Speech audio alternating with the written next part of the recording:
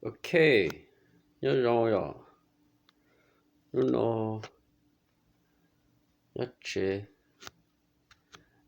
Bé ổn này nhớ tới nhà nó chưa tới gì mày yếu rồi.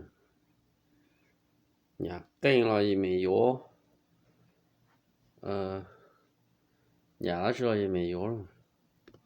Cú lên mà kênh mà đau thật đấy.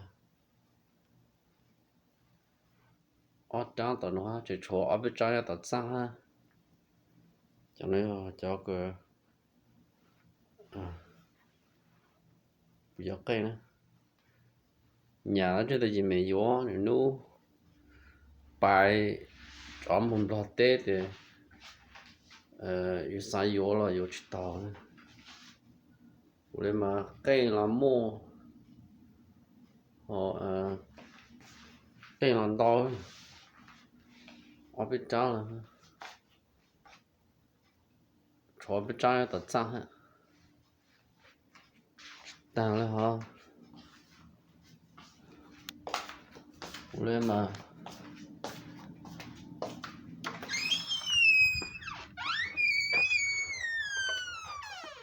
lúc phải của bao luôn hết rồi yêu nhà đấy chỉ tao yếu rồi chỉ yếu để nấu để bài lót tê ha một số tê để yếu chỉ tao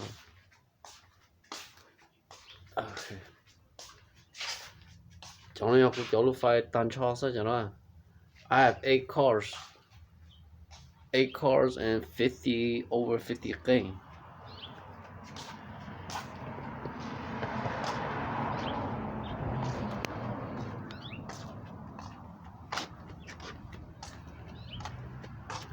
Lúc vậy hơi cũng lên ha, lúc to là cũng lên ha,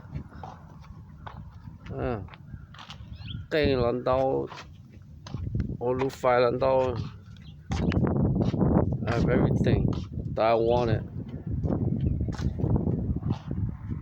Lúc Porsche nó là cũng lên, lúc Nissan nó là cũng lên đó cho nó là cũng lên tăng cho đó. I have 8 cars.